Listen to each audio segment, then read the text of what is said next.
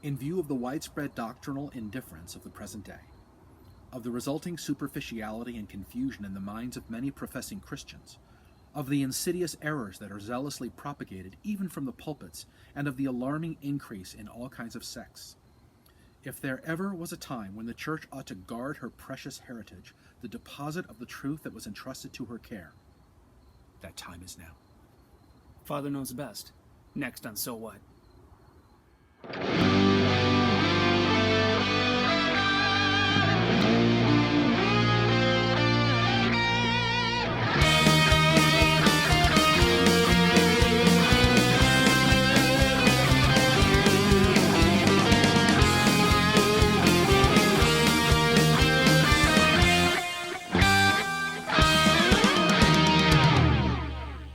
Hi, I'm Don Waite. And I'm Chris Dorman. And welcome back to So What? It has been a long time, and there's lots of reasons why we were gone. And some of it was to prepare, but then it went way more extended. I actually just, over the last few weeks, still recovering from COVID.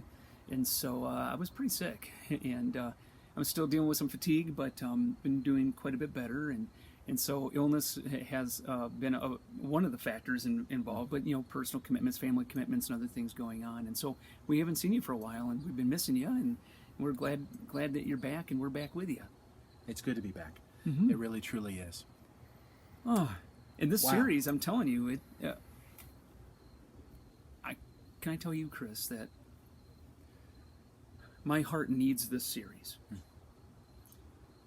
And we all know that we're living in a very interesting time in the world and in this life, and there's so many questions that people have, and there's so much anxiety and angst and worry and hardship and even anger that I see, and brothers and sisters throughout the world, and my heart is really broken over where the church is today with so much what's going on in the world, and I know I personally need this study.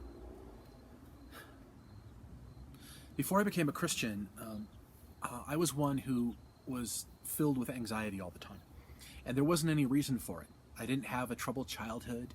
I didn't come from a broken home. I didn't have any of the things that you would think would result in someone of my age, that at that age, so young, but I was anxious all the time. In fact, and this is it's the truth, I went to a dermatologist because I had really bad acne in the day, and my dermatologist did all these tests, and he says, your acne is caused from anxiety. He says, what are you so worried about all the time? Well, eventually, a dear friend of mine, a man who led me to Christ, Adam Christing, he handed me a Bible, and he said, here, you should start with the Gospel of Matthew. It's first in the New Testament. Start reading it. And I came across Matthew chapter 6. And Jesus had the audacity to say that we could live without anxiety, because that's what Jesus said. Yeah. Jesus is telling his children, you have no cause to worry ever. Ever. And as a non-believer reading that, I was like, you're full of... Right? That's a stupid thing to say. That's an impossible way to live, because there's so much going on in our world every day. And I'm in my early 20s. I'm a child, and I haven't suffered anything, and yet I'm the idea of living stress-free is stupid. Anxiety-free, it's just impossible. Then I became a Christian, and I actually believed what Jesus said. And I remember the release when all of the anxiety that I'd held in my heart was gone. I mean, gone.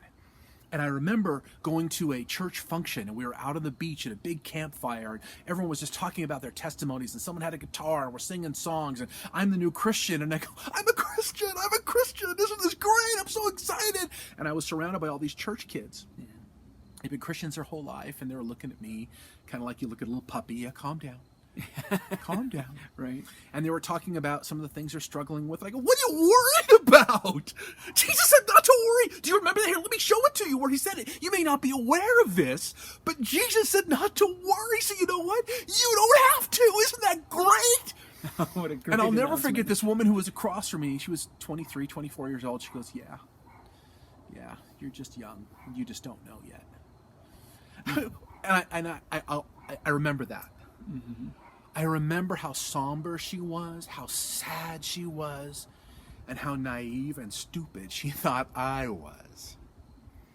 And then as life went on, and as difficult things came my way, death, divorce, financial ruin, stresses with kids and jobs and life and politics and the world, all that anxiety comes back.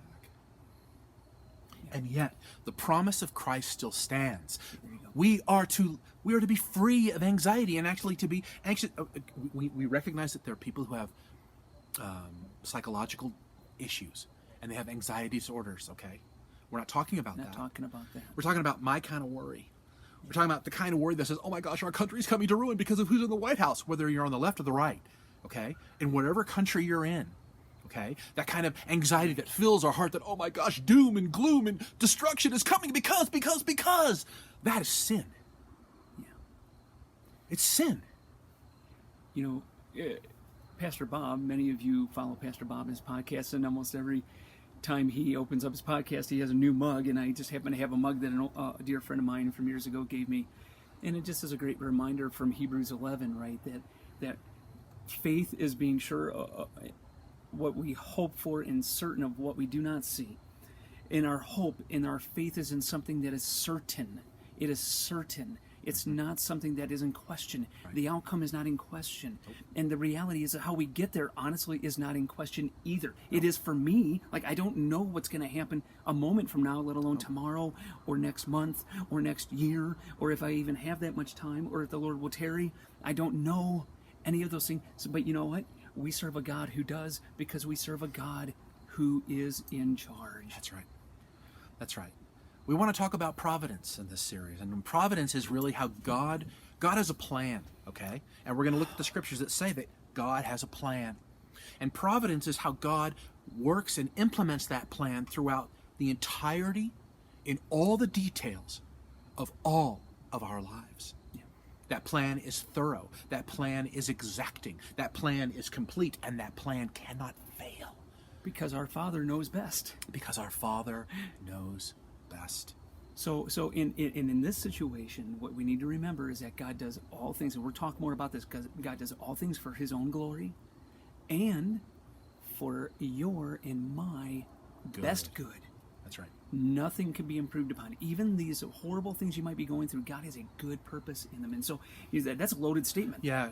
That's a loaded statement. So we know that people with chronic health conditions, bad marriages, sick kids, financial difficulties, lousy jobs, all kinds of situations that cause all kinds of feelings inside of us. If you are a child of God, if you belong to Christ, then his word says not to worry. He's working it all out for his own glory and your good, and you can trust him. You can trust him right now, maybe through tears, but you can trust him. And not just trust, but you can not just trust, because we can hide a lot of rage and silence, okay? But we're to rejoice. We're to rejoice in our sufferings with the same kind of celebratory joy that we have in our salvation and the thoughts of heaven. We're to rejoice in that very same way in our sufferings. That's Paul's message in Romans chapter 5. Or James in James chapter 1, to consider it pure joy. It's not a suggestion, friends. That's a command. James is commanding you right now in your circumstances, right now, to rejoice. Because God is doing something. God is doing something bigger. He is conforming me to the image of Christ. He is giving me patience that gives birth to what? Perseverance, character, hope. Hope, right? It all leads to this hope that we can have in him in the middle of really, really hard stuff. Right. So we're not negating the hard stuff. No. We're saying in the middle of the hard, very difficult circumstances we can be in, and many of us are, we can rejoice in the Lord. But why don't we? Why do we struggle as Christians to even begin to start to get there? And friends, I'm sorry, but we just got to say it. The truth is, we don't trust God. We don't. It is a lack of faith. the apostles are in the boat, and the boat's about to be swamped. They're about to die. It's very, very Dire dangerous situation. And they say, Jesus, don't you care? We're going to die. And Jesus says, where's your faith? Oh, you have little faith. Where is your faith? And friends, that's our problem too. We don't trust God. Now there are reasons for that. Well, There are reasons for that. you know what? I mean, honestly, we don't believe the Bible. We don't believe what it says. We don't. And We don't. largely because we're ignorant of it, Right? we don't really know what it says. We're not in our Bibles, okay? We're not. We're not in the scriptures enough to hear God speaking to us, to tell us it's going to be okay, and revealing his plans and purposes to us. We're not in it to know it. We don't believe it when we read it. Yes. We don't believe it. And we don't believe the God who says it. Right. We don't have we're not familiar with this God who is giving us these grandiose proclamations that we don't have to worry and that we can trust him. God's saying, trust me. Well, trust comes from knowing. Really, really knowing someone. And if you really, really know someone, you're going to trust them. Beloved, we don't really believe what God has revealed of himself because we don't read it, we don't believe it, and we don't trust him. As we come to see and believe that God is who he says he is, we trust him. As we trust him, our anxiety dissipates. And you know, Chris, you said something super important there when you talked about, you know, God saying, you know, look, you can trust me, it's going to be okay. But we have our own ideas. I have my own ideas of what What's okay okay? means. That's a good point. Right? And so That's right. in my desire and in my drive for life to be okay, I do all kinds of things. I can do crazy, crazy things in my life and drive myself bonkers in this lack of hope, trying to make life work and be okay and to overcome all these things on my own. And the reality is many times, most of the time, I'm way off the mark from what God is doing and his purposes in me. So when God says it's going to be okay, that doesn't mean that all these bad things aren't going to be there, but there's an eternal perspective that he's bringing to it because God's got something bigger in mind that he's doing. And so, but we don't believe it. We don't believe it. And when we read it, we're ignorant many times. We don't know what it says. So we're going to look a lot over the next number of weeks at what does God say. But then we have to be able to believe it. Yeah. And we have to believe the God who says it, that he's trustworthy. I know many of you, especially if you're old guys like us and gals, there was a time, I don't know if they still do it in some of these team meetings or kids will go to these retreats and they do the trust fall. Oh, yeah. Right? They get up on the chair and they fall backward and your friends, you're hoping that they're going to catch you. And these could be kids that you know fairly well, or it could be people you don't know at all. I mean, some people have even done this kind of stuff at work retreats and stuff like that. And you may not know the people very well, but you're hoping they're not going to drop you. Right? Well, okay, that's great for team building or whatever. How can we begin to look at the Word of God and see God in such a way as we can absolutely fall into Him? Not fall blindly, fall knowing full well who it is we're falling into the arms of. Right. We can trust. The trust fall is just that you trust. And trust is based on knowledge. And as our understanding of who God is, as he's revealed himself, grows, our trust grows. Yeah.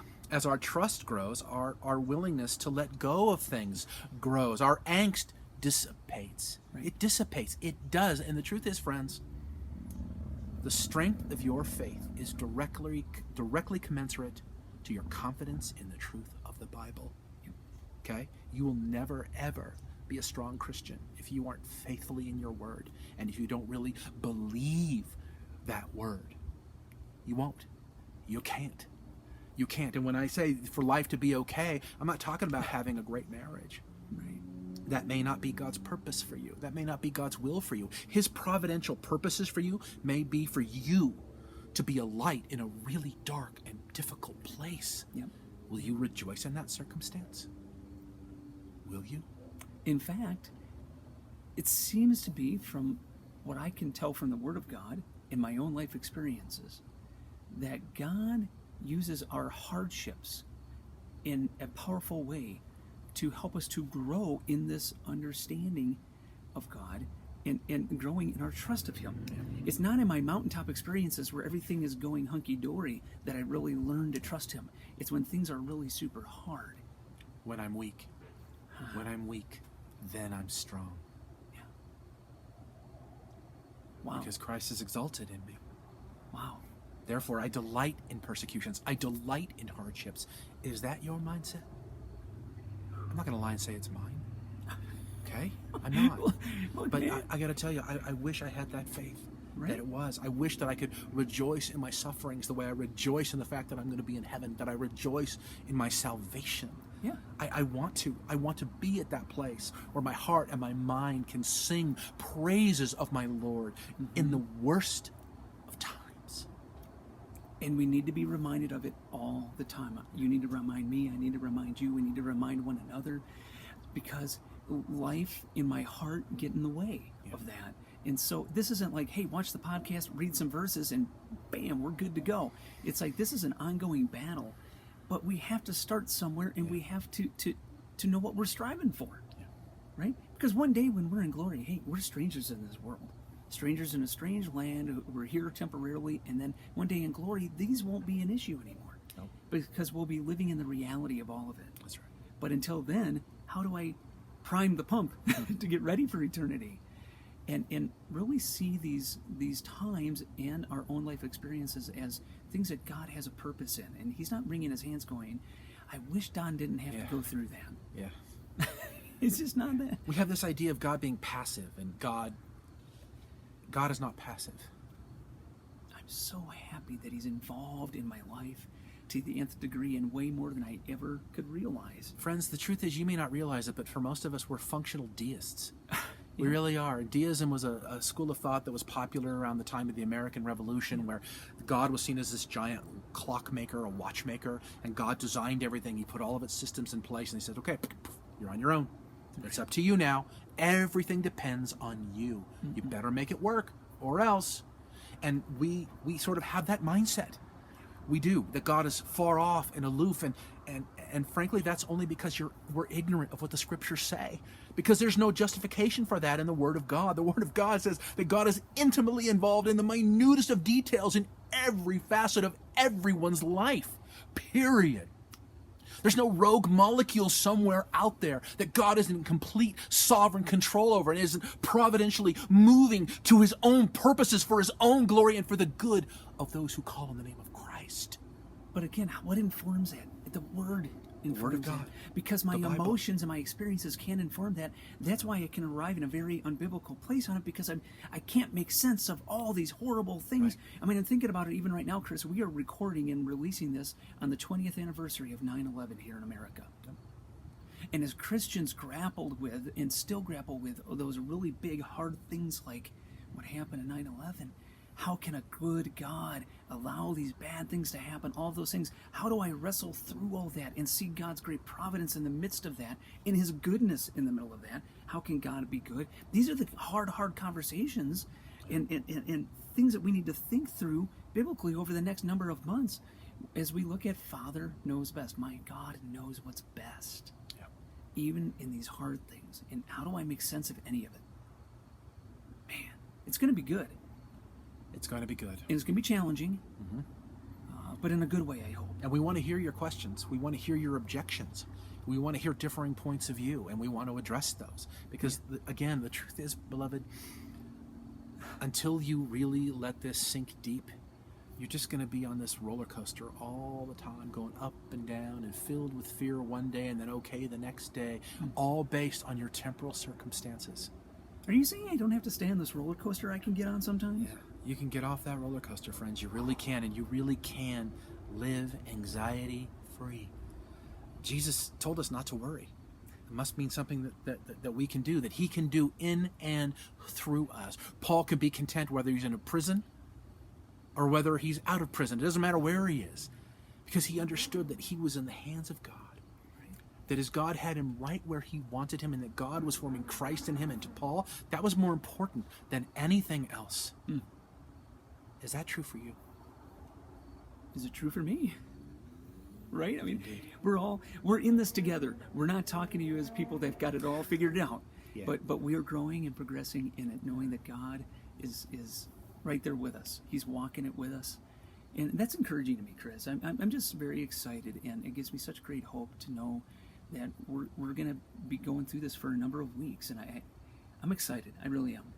I know Pastor Bob likes to talk about being excited. I know we are too. We're very excited. So friends, buckle up, hang in there with us, and be encouraged. Really, God knows what he's doing. He knows what he's doing right now in your life, in your circumstances. Truly, you can believe that your Father knows best. Thank you for tuning in, my friends, and I'll talk to you next week. We'll see you soon.